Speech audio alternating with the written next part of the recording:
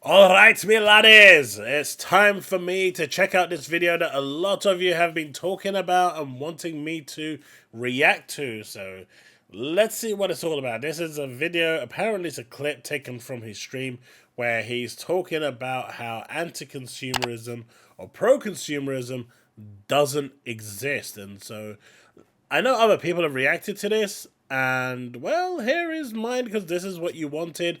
So let's see what it's all about. Okay, here we go. Had to get him. He's my boy. But I had to get him on Twitter. I was like, what happened to you, Doc? 3 years ago, he's like, exclusives are better for the players. Like, what happened to you? I had to do it to him. Like, what are you out here saying? I'm tired of that, dude. Exclusives are anti-consumer. Anti-consumer is a misnomer. It's not a term that makes any sense. Why? Because it assumes there are things that are pro-consumer. Nothing's pro-consumer. Every decision these companies make is pro-profit. And if they've convinced you that this is pro-consumer, then you're just a sucker. Okay, so let me get this straight. So what Reforge is saying here is there's no such thing as pro-consumer or anti-consumer, but pro-profit. Right, I get that. They want to make the maximum amount of money, but if they're totally anti-consumer, then they're not going to be making any money.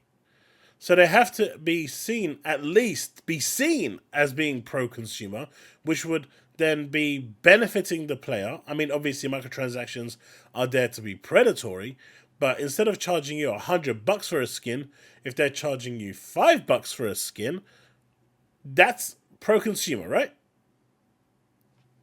So what's he saying? I mean, sure, the companies are still going to be looking at ways to make money, but they're looking, if they're not exploiting the player, if they're not ripping the player off like some of these gacha games are, where they charge you £100 just for a skin, but instead they're charging you like $4.99 for a skin, how is that being anti-consumer? I don't know. Let's continue. We're only 48 seconds in. Because all you're doing is buying into this facade of altruism, this facade of an ideology, so that they can get your money.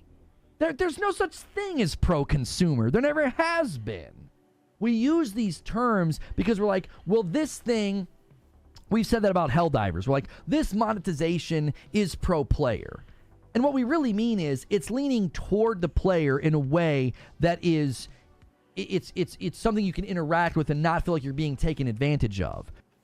That is literally the definition of pro-consumer. It's literally what I just said. That is literally just what I said. That is the literal definition of pro-consumer. What? If you feel that this transaction is not taking advantage of you, it is actually fair, that is pro-consumer. Now, if they turn around and said, hey, for this outfit, we're going to charge you $200, that is anti-consumer.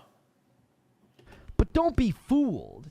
The only reason they're doing that is because the developers decided this is the best way for us to make profit. Exactly. They're doing this because they know if they are anti-consumer, they will not make a single penny.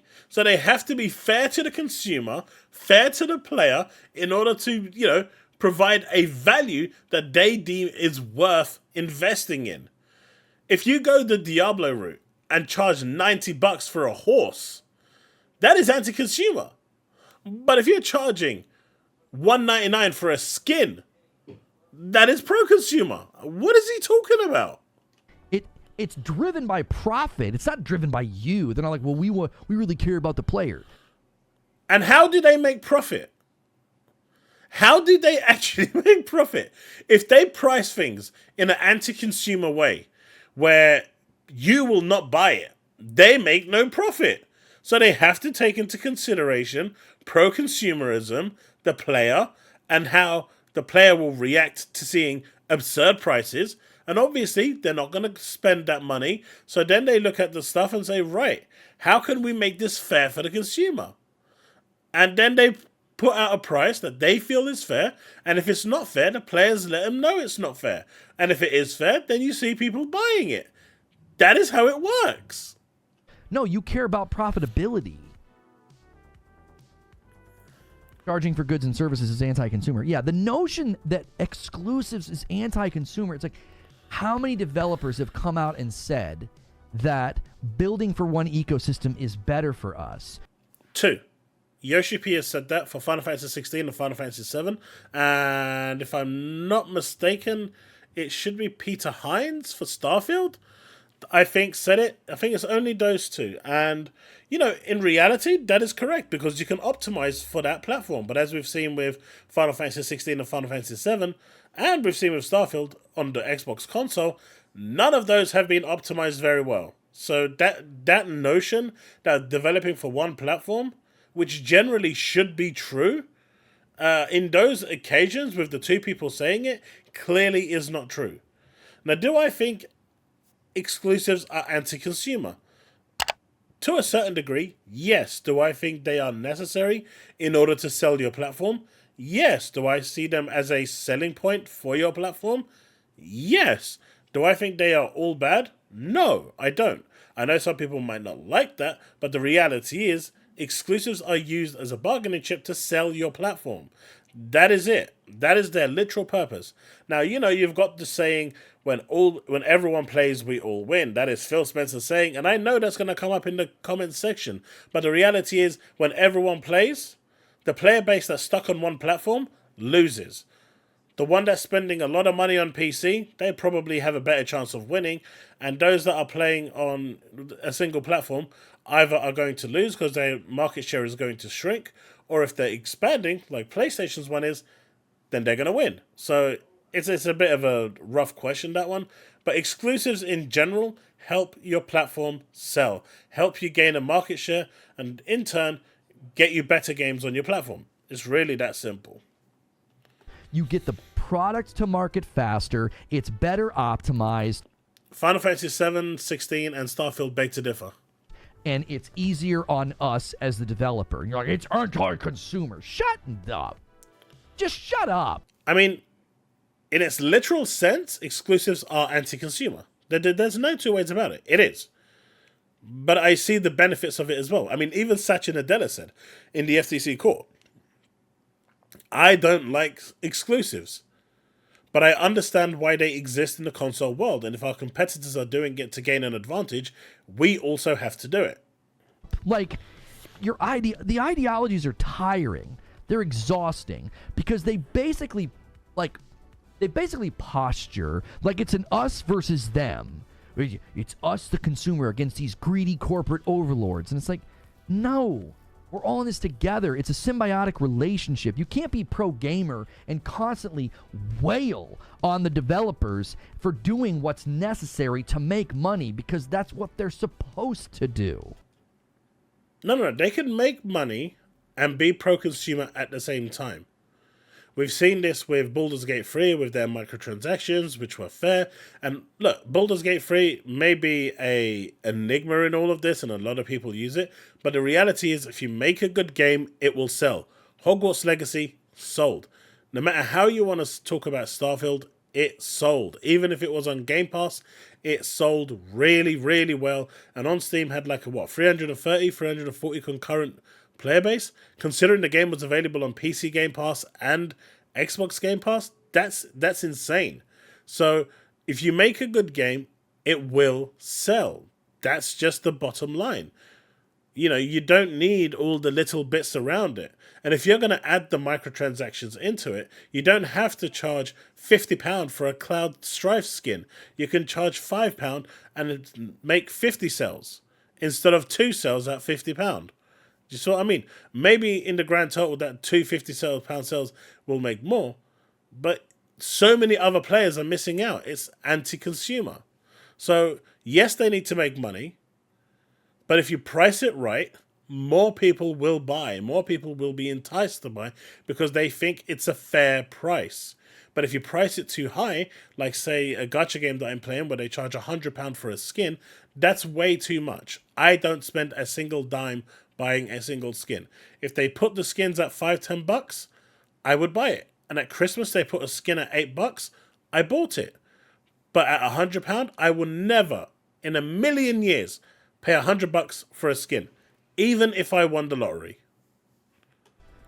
Now, yes, there are scummy practices, and we should call out scummy practices when they're trying to do things like Genshin does with the pity and the almost won and the sunk cost, and so you keep spending money, right? Sure, we can call out scummy practices. That is literally the definition of anti-consumer. Why am I saying anti? I'm not American. That is literally the definition of anti-consumer. These gacha games are 100% anti-consumer. They are designed to FOMO you into keep on spending that one more wish. Remember when Genshin came out and you saw all these big creators like Aztecross and whatnot posting online saying one more wish, one more wish, one more wish. Making it look like it was like glamorizing the whole process. That was wrong. But to act like exclusives are somehow anti-consumer when you get a product faster and at better quality and the developers like it. And then, yes, you can port it to other platforms later. I have no problem with timed exclusivity if that's the goal. I have no problem with that.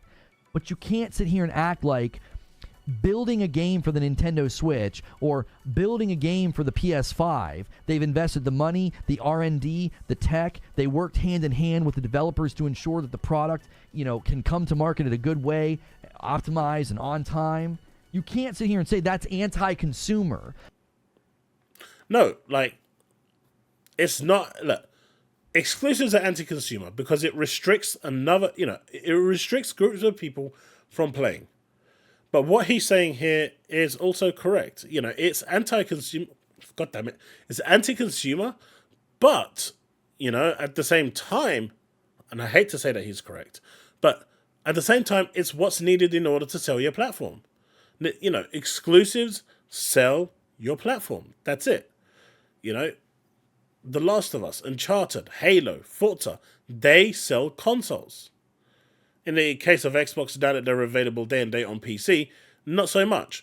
But you get the point. You can see the correlation there. If I want to play Final Fantasy VII Rebirth right now, I have to buy a PlayStation. And that's the whole point of exclusives, to sell a platform. If I want to play Halo Infinite right now, and I don't have an Xbox, but I've got my PC, I don't have to buy an Xbox. I can just buy, I can just go and get it on my PC or subscribe to Game Pass and play it from my PC. See, that is pro-consumerism. But there's also the opposite effect of pro-consumerism where it actually hurts you. And in this case, it can potentially be seen as hurting Xbox because they're not growing their market share in the console space. Now, maybe that's another discussion for another day, but I'm just giving both arguments here, coming from both sides. So one where it's actually working selling a console, and one where it's actually working against selling a console. You decide which one's better. One guarantees all sorts of games, including third-party games. The other one doesn't. So exclusives aren't great because they do hurt the consumer. So if they hurt the consumer, like if you've got a Switch and you want to play the new Halo game, you can't play it unless you sign up to Game Pass or you buy a PC or you buy an Xbox. It's not coming on your Switch. So that is anti-consumer. By definition, that is anti-consumer. But that doesn't make it wrong. That doesn't make it a bad thing. I hope you get what I'm trying to say. When consumers benefit from it, it's not anti-consumer. What it is it's you don't like it. That's what it is. No, it's anti-consumer. There are plenty of consumers that bought a PS5 or bought a Nintendo Switch and they get a bunch of great games. Yes. Those consumers are happy. Yes. Why is your consumer ideology more important than theirs? Why? It's not. The point is, if they wanted to play that PS5 game, they would have to buy a PS5. They can't buy it on the platform that they're getting or access it through the platform that they've got. Therefore, it's anti-consumer. It's really that simple. Now, like I said at the beginning, exclusives exist for anti-consumer reasons in order to shift more copies of your platform. That is their sole function, to sell more platforms. Why do you just get to speak for the consumer blank check? Like, yeah, that's anti-consumer. What are you talking about? Did they bring a product to market with a value proposition? Yes. Did people buy it and get value transmission? Yes. Is the consumer happy with their purchase? Yes. Then what in the world are you talking about? Okay, so if I don't have a PS5 and I go buy Final Fantasy VII Rebirth and I come home, can I plug it into my PC or plug it into my Xbox or run it through my Switch? The answer is no. That's what they're talking about. Oh, I get it. It's anti-consumers like you. Ideologues who think games should just be everywhere. That is pro-consumer, right? If games are everywhere, it's pro-consumer because it gives the consumer the choice to play wherever the hell they like any given game. They can go with their favorite controller, they can go with their favorite setup, they can go with their favorite platform. It doesn't matter because the games are everywhere. At that point, you can play everything and anything. You are only dictated by the platform that you are on. Developers should just build their game for every platform and spread their budget and their optimization and their efficacy thin. They should do that because that's pro-consumer. Yep. But at the same time, I'm just going to use God of War here as an example because that is a big game. That's restricted to one platform and I think it sold like 10 million copies. Now imagine if that released day and date on PC as well, and on the Xbox, and maybe via the cloud on Switch, because it's not going to work anywhere else. If you spread that across all the platforms, those Nintendo players are not buying any other platform.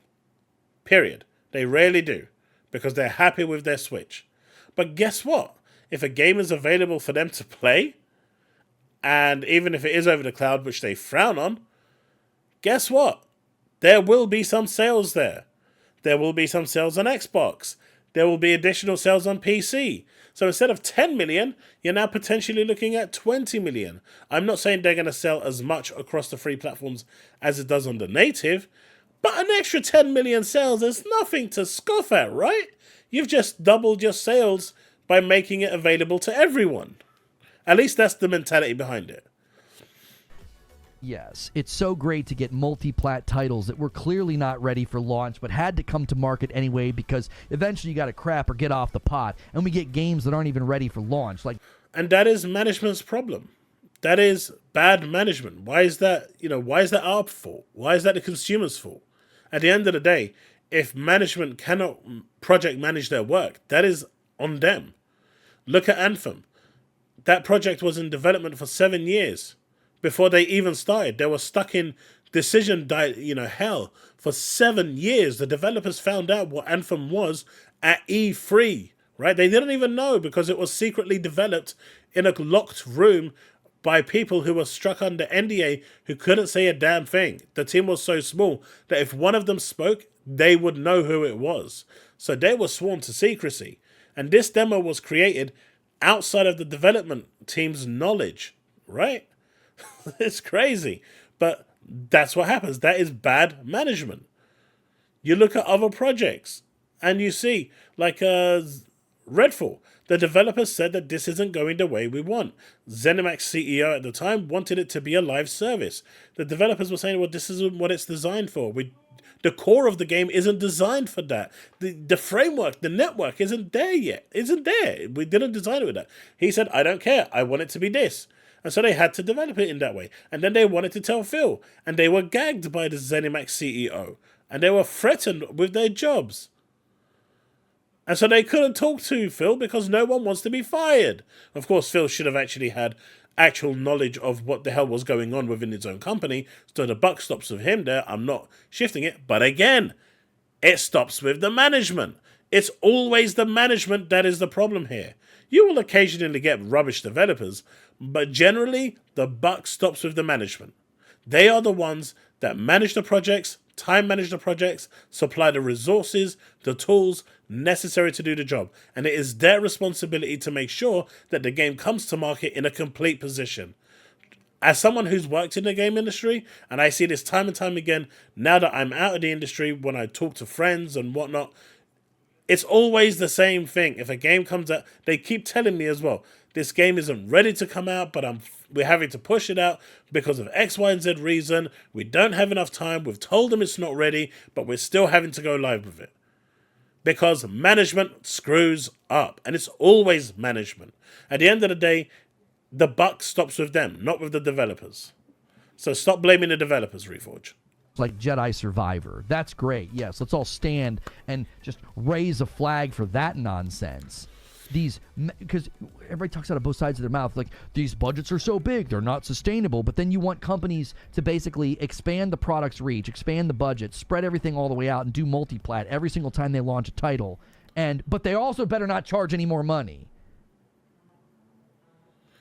There's a difference between spending 300 million on one game, on one platform, and 300 million on 4 platforms, where your revenue return could be double or triple of what you're expecting to come in from a single platform.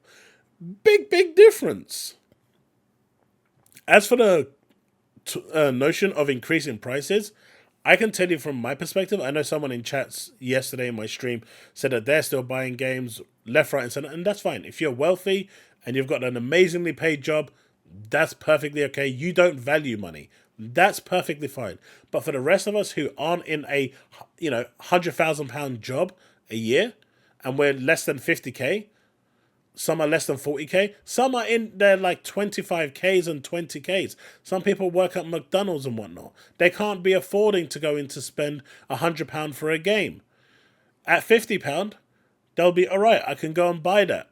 At £100, if there's 2 or 3 games that they want, they turn around and go, you know what? At this point, I can only afford one, so 2 other publishers lose out.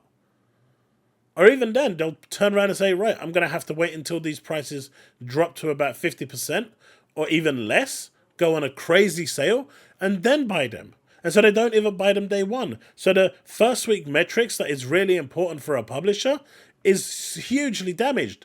Days Gone wants to say hello because their day one sales were screwed because of it, right? So no, increasing the price of games isn't the answer.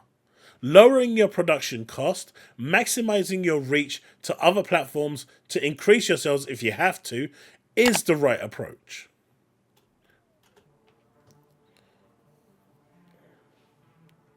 It's anti-consumer because it's making me spend more money, and I don't want to spend more money. I like money. I want to keep it, and I still have the things. Right? You can't have your cake and eat it too. Where does the saying come from? Because I'm having cake today, and I'm going to eat it too.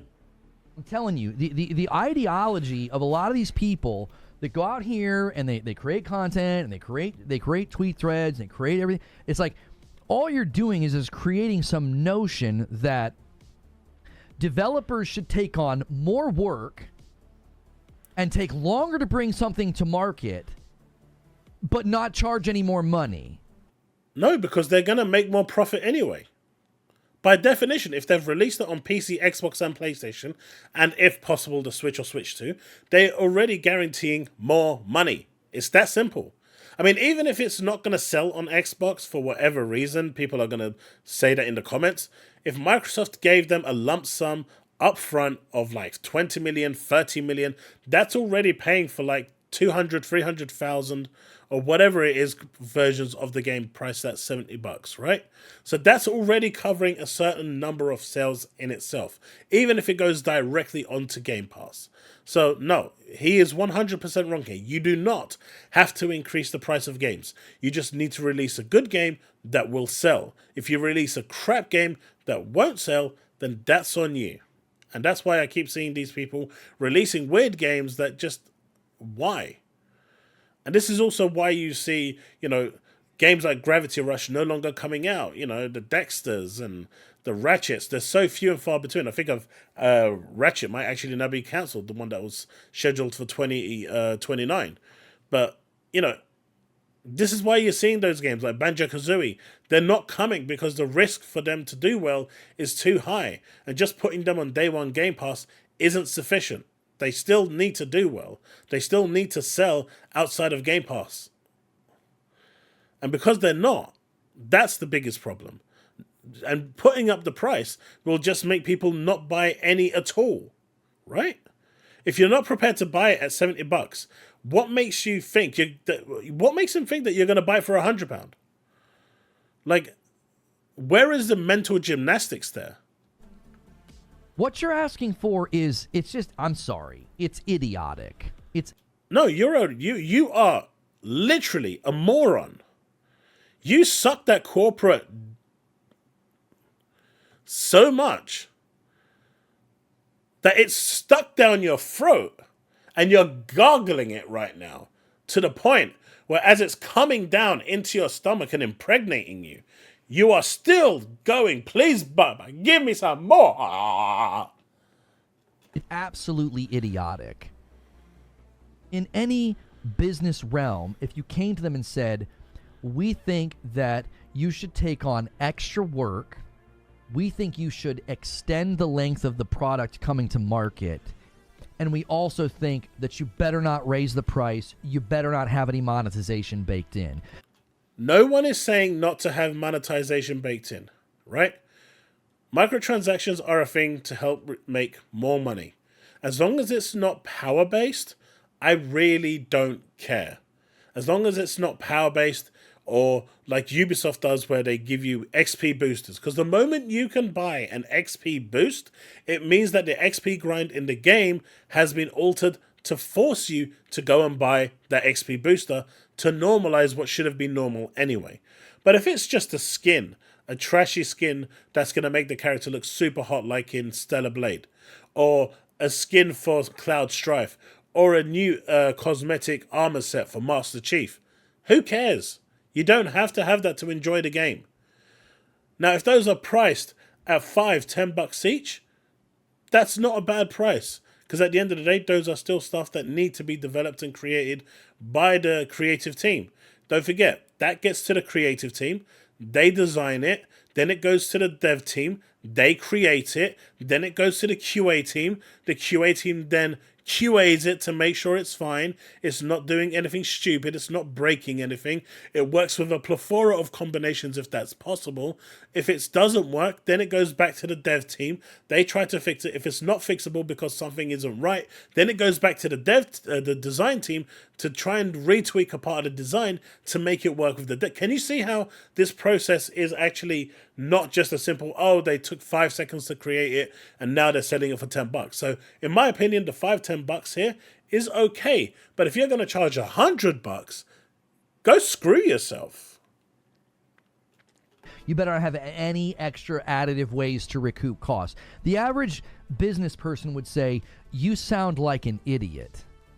But he also sounds like an idiot because he's sitting here and only looking at one scenario, when no one is saying that one scenario. People aren't saying for businesses not to try and make money.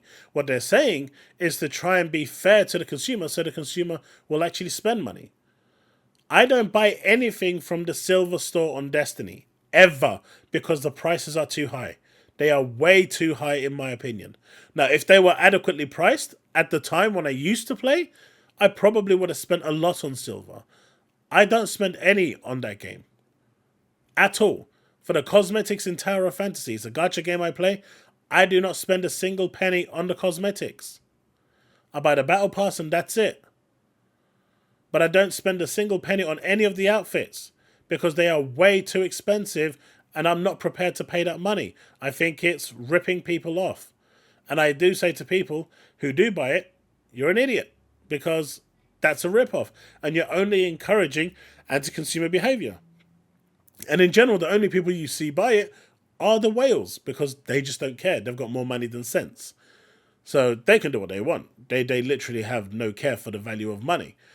But what he's doing here is literally turning around and saying, hey guys, I'm going to look at this from one point of view only, the business point of view, because I'm a cuck and I like to sit there and take it right up the rectum so they can give it to me good. Yeah, boy, I like to bounce like this. Bouncy, bouncy. That's exactly what he's doing right now, while there's another one sat right in front of him, shoving it down his throat, feeding him everything by the minute, because that's all he's regurgitating right now.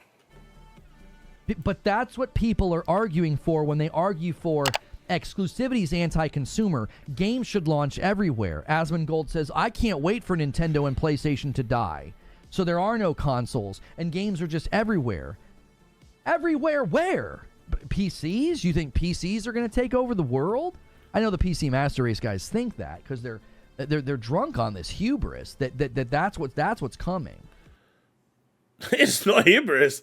I mean, with Nintendo aside, I'm not even going to count Nintendo. Nintendo will probably be making consoles forever. But PlayStation eventually is going to go day and date with PC. And when that happens, you're going to see a nice shift into PC. Because now that Xbox has gone to PC, and you're going to slowly see Sony doing the same, you know, Sony probably will still have their consoles for the next 2 generations, but I don't see them having a console after the next 2 generations. The same with Xbox. I think both of them will we can see Xbox transitioning next generation to a handheld device. I don't think Sony's there yet. I think they're going to release another home console, and then for the following generation, start transitioning to a handheld device for their next console, kind of like a docked situation that Xbox is doing this time.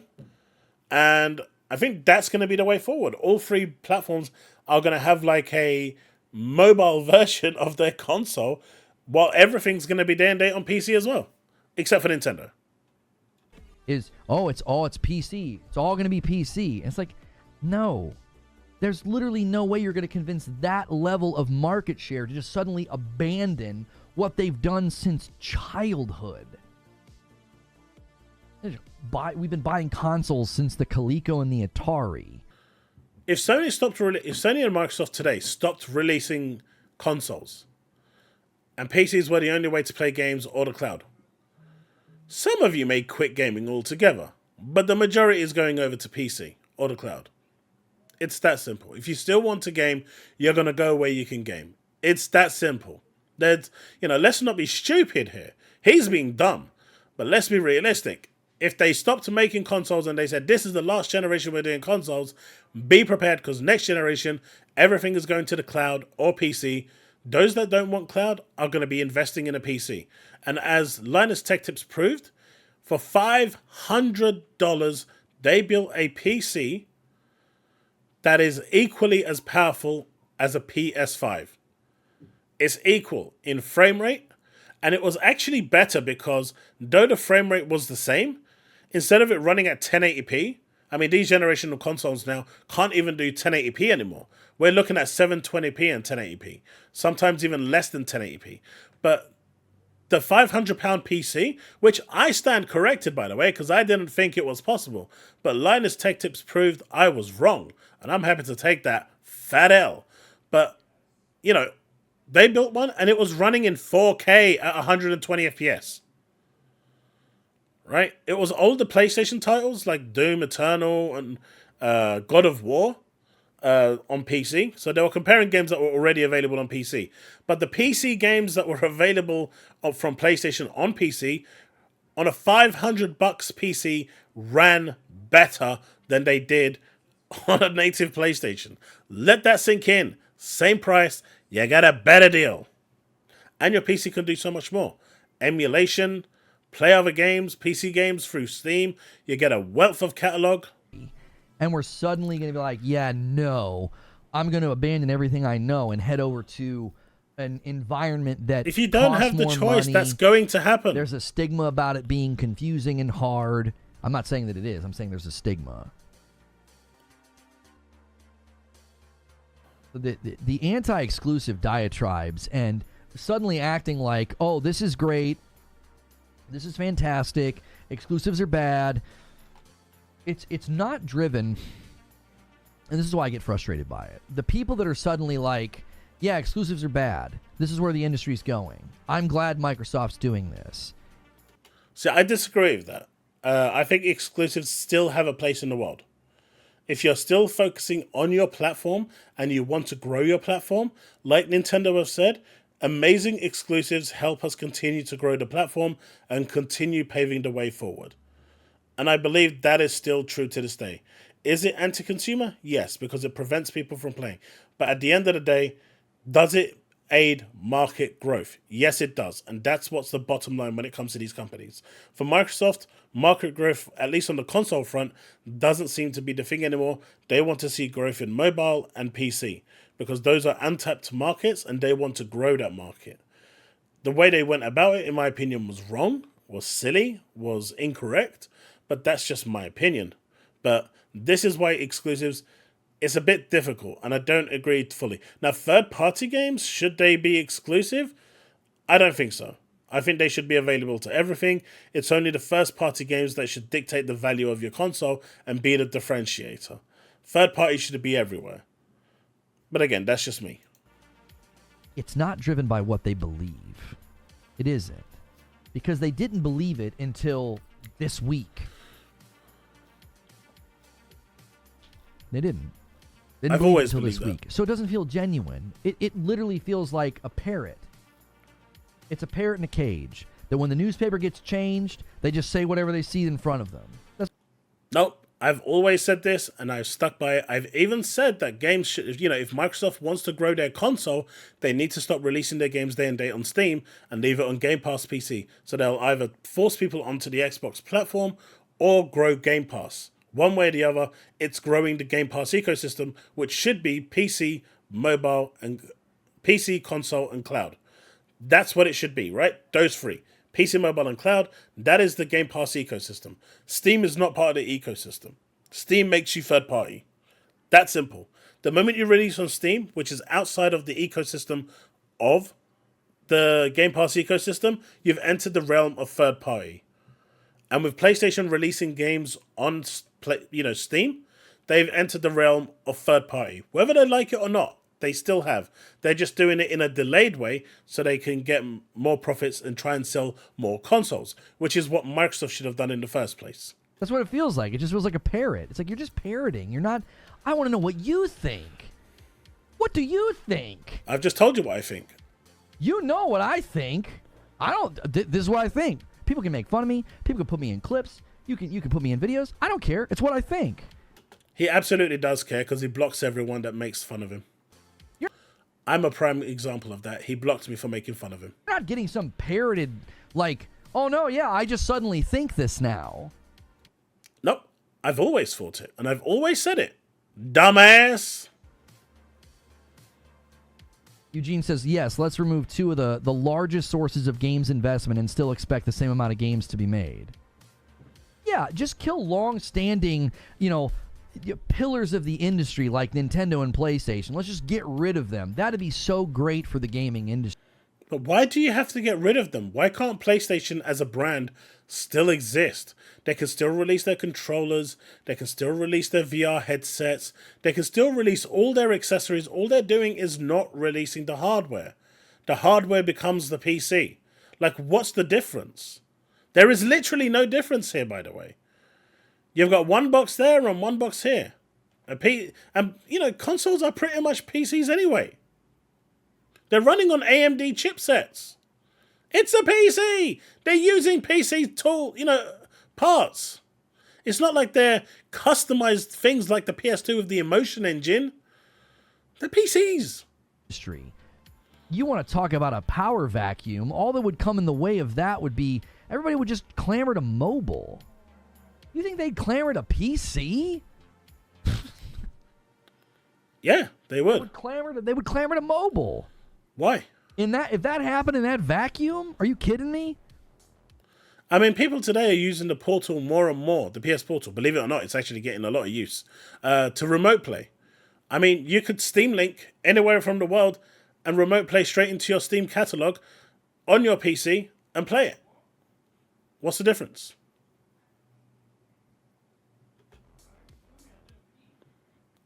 Well, I think this guy is a massive L, and yeah, this is stupid.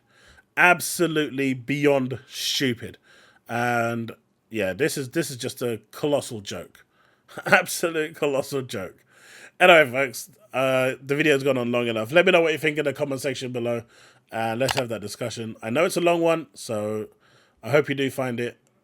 I hope you've enjoyed it. Take it easy, and I'll see you in the next one.